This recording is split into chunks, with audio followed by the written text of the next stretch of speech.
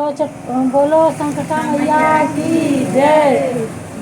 संकटा मैया का व्रत कथा आरंभ। एक बुढ़िया थी। उस बुढ़िया का एक जवान बेटा था जिसका नाम रमानाथ था। वह जीविका के लिए परदेश चला गया था। पुत्र के विदेश गमन के पश्चात उसकी बूढ़ी माँ बहुत ही चिंतित एवं दुखी रहा करती थी। उसकी चिंता का विशेष कारण यह था कि उसकी पुत्र वधू पतोह उसे प्रायः नित्य खरी खोटी बातें सुनाया करती थी। इसलिए बुढ़िया प्रतिदिन अत्यंत चिंतित और उदास भाव से घर के बाहर स्थित एक कुएं पर बैठकर आंसू बहाया करती थी। बुढ़िया का यह क्रम बराबर चलता रहा। एक दिन उस कुएं में से दिए की माँ नामक एक स्त्री निकली। कुएं में से दिए की माँ नामक एक स्त्री निकली और उसने बुढ़िया से पूछा, ओ बूढ़ी माँ, तुम इस तरह से बैठकर नित्य प्रति क्यों रोती रहती हो? तुम्हें किस बात का कष्ट है? तुम अपना दुख मुझसे बताओ, मैं तुम्हारा दुख को दूर करूँगी और प्रयत्न करूँगी कि तुम्हें कोई कष्ट न हो। बुढ़िया ने उस स्त्री से ऐसे प्रश्न सुनकर उसका कोई जवाब नहीं दिया और उसी तरह बैठकर रोती ही रह गई। फिर माँ द्वार पर बार बार एक ही प्रश्न दोहराए जाने से वह बुढ़िया झुंझला उठी। उस बुढ़िया ने दिए की माँ से कहा कि तुम मुझसे बारंबार ऐसा क्यों पूछ रही हो? क्या सचमुच ही तुम मेरा दुख जान लेने के पश्चात उसे दूर कर सकोगी? बुढ़िया की बातें सुनकर माता ने उत्तर दिया, मैं अवश्य ही तुम्हारे कष्ट को दूर करने का प्रयत्न करूंगी। बुढ़िया ने दिए की माँ का ऐसा आश्वासन पाकर कहा, मेरा बेटा कमाने के लिए विचार से परदेश चला गया है। उसकी अनुपस्थिति के कारण मेरी बहू हमेशा बुरा भला कहकर कोसती रहती है। मेरे दुख का यही एकमात्र कारण है। बुढ़िया की बात सुनकर माता ने उससे कहा, यहाँ के वन में संकटा माता रहती हैं। तुम अपना दुख उन्हें सुनाकर कष्ट से छुटकारा पाने के लिए विनती करो। वे बहुत ही दयालु हैं।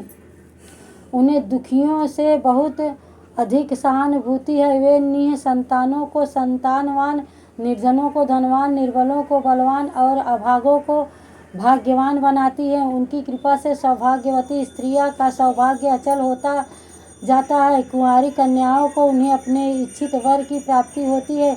रोगी अपने रोग से मुक्त हो जाता है। इसके अतिरिक्त और भी जो मनोवांछित हो उन सभी को पूरा करती हैं, इसमें कोई संदेह नहीं है।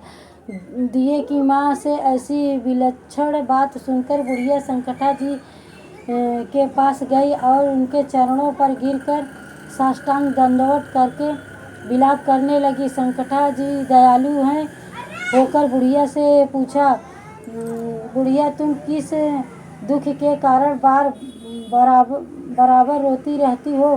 बुढ़िया ने कहा, हे माता, आप तो सब कुछ जानने वाली हैं। आपसे कुछ भी छिपा नहीं है। मैं आप मेरे दुख को दूर कर दें तो मैं आपका कल्याण गाथा आपको सुनाऊं। उसकी बात सुनकर संकटा जी ने कहा, तुम पहले मुझे अपना दुख बताओ। दुखियों का दुख दूर करना ही मेरा काम है। संकटा जी के ऐसा कहने पर बुढ़िया ने कहा, मेरा लड़का परदेश चला गया है। उसके घर में न रहने से मेरी बहू मुझे तरह तरह की बातें सुनाया करती है। उसकी बातें सहन करने के योग्य नहीं होते। इसी कष्ट के कारण मैं विवश होकर बराबर रोया करती हूँ। बुढ़िया की इस दर्द भरी गाथा को सुनकर माता संकटा ने कहा, तुम घर जाकर मेरे लिए मनौती मान दो कि हे संकटा माता, यदि मेरा लड़का सकुशल घर वापस आ जाएगा तो मैं आपकी पूजा करूँगी और सुहागिन स्त्रियों को आमंत्रित करके उन्हें भोजन कराऊंगी। संकटा माता के कथा अनुसार उस बुढ़िया ने घर आकर लड्डू बनाए, परंतु विचित्र बात यह थी कि जब बुढ़िया 7 लड्डू बनाती तो 7 की जगह 8 लड्डू बन जाते।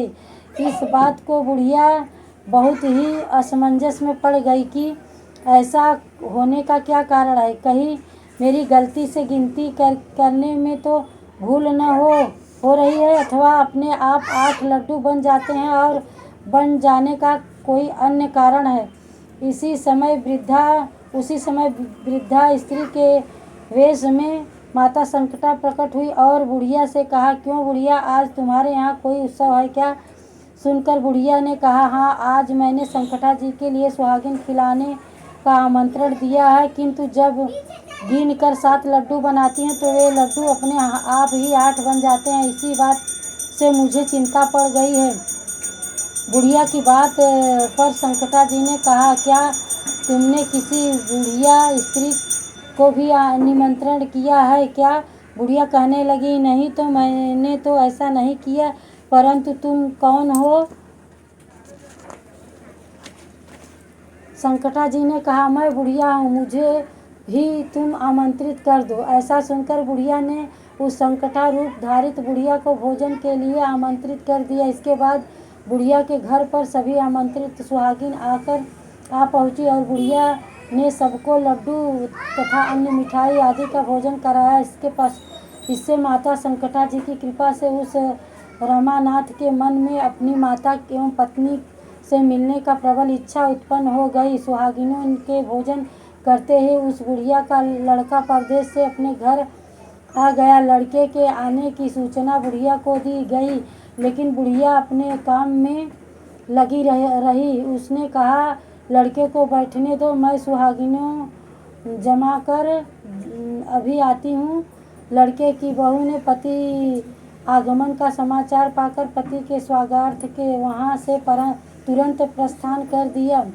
लड़के ने अपनी बहू को देखकर अपने मन में विचार किया कि मेरी पत्नी को मेरे प्रति कितना प्रेम है, जो खबर पाते ही मुझसे मिलने के लिए चली आई, परंतु मेरी माता को मुझ पर जरा भी स्नेह नहीं है, क्योंकि खबर पाकर भी माता ने आने की बात न सोची। तब जब पूजा का काम समाप्त हो गया और सब सुहागिनों को भोजन कराने के बाद अपने घरों का लौट गई, तो बुढ़िया अपने बेटे से मिलने के लिए उसके पास आ पहुंची। माँ के आने पर लड़का ने पूछा, माँ, तुम अब तक कहाँ रही? माँ ने उत्तर दिया, बेटा, तुम्हारी कुशलता के लिए ही मैंने संकटा माता से मनौती मांगी थी, उसी को पूरा करने के लिए सुहागिनों को भोजन करा रही थी। संकटा माता की कृपा से लड़के का मन अपनी स्त्री से हट गया। उसने माँ से कहा, माँ, या तो मैं ही रहूँगा या यही रहेगी। बुढ़िया ने कहा, बेटा, तुम्हें तो मैंने बड़ी कठिन तपस्या से पाया, इसलिए तुम्हें मैं कैसे छोड़ सकती हूँ। तुम्हारे लिए चाहे बहू का भी त्याग करना पड़े तो मैं कर सकती हूँ। अतः लड़के ने अपनी स्त्री को घर से निकाल दिया। बहू घर से निकलकर बाहर आई और बहुत ही दुखित मन से एक पीपल के पेड़ पर चढ़कर बैठ गई, वहीं रोने लगी। उसी समय एक राजा उधर से जा रहा था। उसको रोते देखकर राजा ने पूछा, तुम क्यों रो रही हो? उसने अपनी सारी बात राजा से बताई। राजा ने कहा, आज से तुम मेरी धर्म बहन हो गई हो, इसलिए तुम रो मत और पेड़ से नीचे उतर आओ। तुम्हारे सभी कष्टों का दूर करने का यथासंभव प्रयत्न करूँगा। राजा के मुख से ऐसी बात सुनकर वह स्त्री पेड़ से नीचे उतर आई और राजा के साथ साथ उसके महल को चली गई। घर जाकर राजा ने अपनी रानी से सारा वृतांत का सुनाया और रानी को संबोधित करते हुए कहा, देखो, यह आज से मेरी धर्म बहन है, इसको किसी प्रकार का कष्ट नहीं होना चाहिए। राजा यहाँ पहुँचकर फिर उस रमानाथ की स्त्री ने संकटा माता के निमित्त सुहागिनों को बुलाकर भोजन कराया। लड्डू बांधकर रानी को भी न्योता दिया। जब सभी सुहागिनें लड्डू खाने लगी तो रानी ने कहा, मुझे तो रबड़ी मलाई तथा सुस्वाद मिष्ठान भी हजम नहीं होते, तो फिर यह पत्थर सरीखे कठोर लड्डू कहाँ से हजम होंगे? ऐसी अवहेलना पूर्वक बातें कहकर रानी ने लड्डू खाने से इनकार कर दिया। संकटा माता की कृपा से सुहागिनों के खाते खाते ही उस स्त्री का पति अपने घर से उसको लेने के लिए आ गया। यहाँ आकर अपनी पत्नी का माता संकटा जी का पूजा करते हुए उसे देखा। संकटा माता का हाथ जोड़कर उसने अपनी पत्नी से कहा, प्रिय मेरे अपराध को क्षमा करो। पत्नी ने कहा, पतिदेव यह सब प्रारब्ध से ही होता है, इसमें किसी का कोई दोष नहीं है। आप मेरे ईश्वर हैं, स्वरूप हैं, मेरे ही अपराधों को आप क्षमा करो। यूँ कहकर उन दोनों ने मिलकर माता की विधि पूजा की समाप्ति होने पर वे दोनों स्त्री पुरुष प्रसाद खा पीकर अपने घर जाने के लिए तत्पर हुए।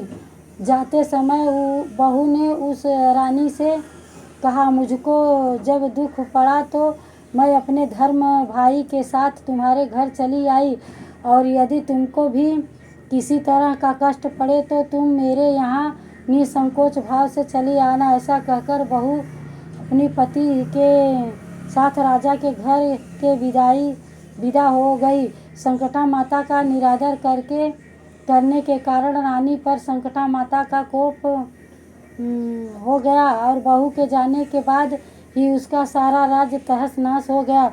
ऐसी विपत्ति में पड़कर रानी ने राजा से कहा, न मालूम वह तुम्हारी धर्म बहन कैसी थी कि उसके यहाँ से जाते ही यहाँ का सब कुछ नष्ट भ्रष्ट हो गया। राजा ने रानी से कहा, वह जाते समय कह गई कि मेरे ऊपर भी जब कोई कष्ट पड़ने से मैं तुम्हारे यहाँ आई और कदाचित तुम्हारे ऊपर कष्ट आ पड़े तो तुम मेरे घर चली आना, इससे जरा भी संकोच न करना। इसलिए अब हम लोगों को उसके यहाँ ही चलना चाहिए। ऐसा निश्चित करके राजा रानी दोनों ही अपने धर्म बहन के घर गए। वहाँ जाकर रानी ने कहा, बहन तुमने हमारे यहाँ ऐसा क्या कर दिया कि तुम्हारे आते ही हमारी सारी संपत्ति नष्ट हो गई और हम लोग बहुत परेशानी में पड़ गए। रानी की ऐसी बातें सुनकर उसने कहा, बहन मैं तो कुछ नहीं जानती, मेरी करता धरता तो सब कुछ संकटा माता है, उनके अतिरिक्त और कोई दूसरा नहीं। इसलिए मेरी राय से तुम भी संकटा माता से अपनी भूलों के लिए क्षमा याचना करो। उन्हीं की मान मनौती से तुम्हारा सारा काम बन जाएगा और बिगड़ा हुआ दिन सुधर जाएगा। उसके कथानुसार रानी ने श्रद्धा भक्ति से संकटा माता जी का व्रत किया और सुहागनी को भोजन कराया तथा अनजाने में भूल के लिए संकटा माता से बारंबार क्षमा मांगी। रानी के ऐसा करते ही संकटा माता प्रसन्न हो गई। रात में रानी को स्वप्न दिया कि तुम दोनों कल सुबह अपने घर को चले जाओ, वहाँ जाकर मेरी पूजा और व्रत करना तथा मेरे निमित्त सुहागिनों को भोजन कराना। ऐसा करने से तुम्हारा गया हुआ राजपाट तुम्हें फिर से वापस मिल जाएगा।